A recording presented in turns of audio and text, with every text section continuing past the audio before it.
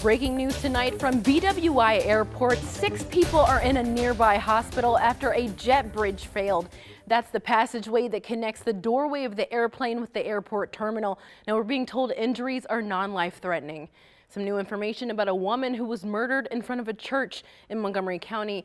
Loved ones describe Jacqueline McGowan as the glue that held her family together. But tonight her son Kevin is sitting behind bars, accused of stabbing her to death.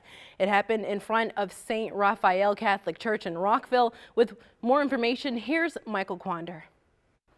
Now, Kevin McGowan was locked up last year for disorderly conduct and resisting arrest, but that case was thrown out. A man was found dead in Beltsville. Tonight, Prince George County police are calling his death suspicious. It happened in the 11,300 block of Evans Trail. Officers making a welfare check found the man inside a car, not responding. He was pronounced dead on scene. His name and the circumstances surrounding his death have not been released. Prince George's County Police and firefighters are trying to determine the cause of a 2-alarm fire in Upper Marlboro.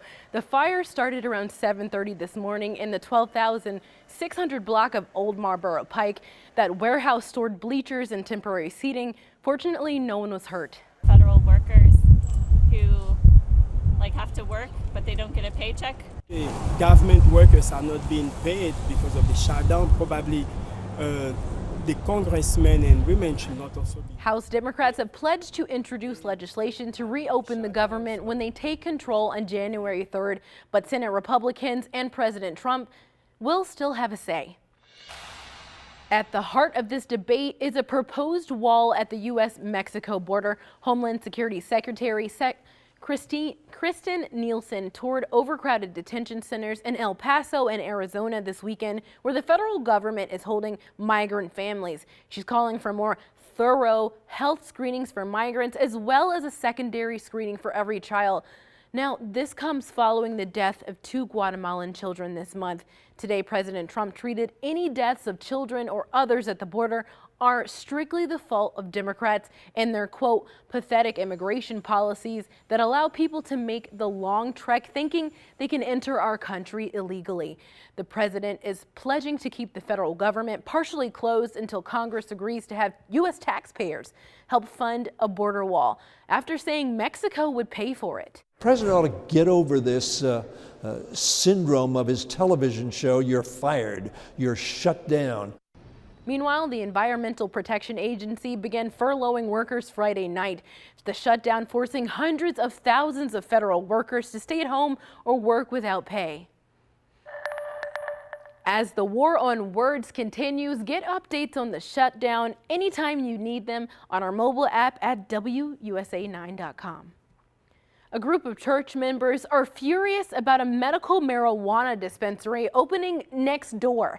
The group protested this today, claiming Prince George County is allowing the dispensary to break the law. Here's Stephanie Ramirez. Take your time and read the sign. That sign, say no. We need to say no. During county hearings last year, leaders heard both lots of opposition and support for the cannabis facilities. The county council ended up reducing the distance between dispensaries and residential zones.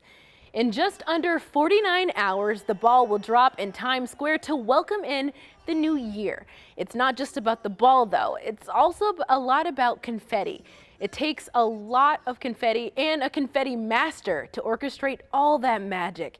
Treb Heining has been the confetti master for the New Year's Eve ball drop for the past 27 years.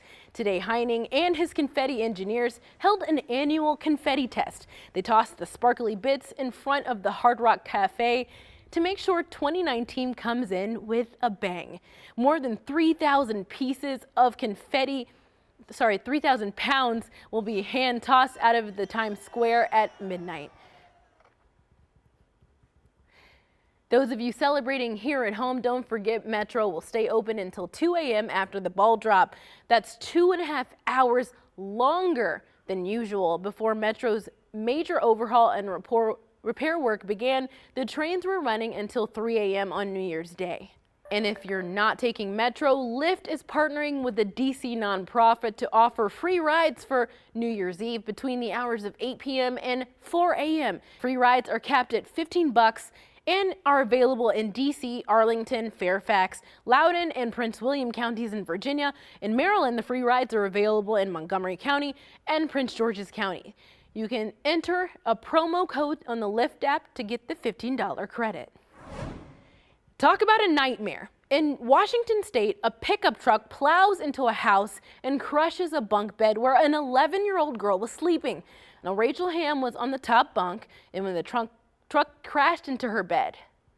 I flip over, I almost land on my head, and I think I might have hit the ceiling. I immediately start screaming my life out, and Mom comes rushing down. Oh. Rachel only suffered a few scrapes and bruises and was taken to the hospital and later released. Now imagine going to the barber if your barber was Edward Scissorhands. We're going to meet a hairdresser with a unique technique and why it's a bittersweet jam session at a local barbershop.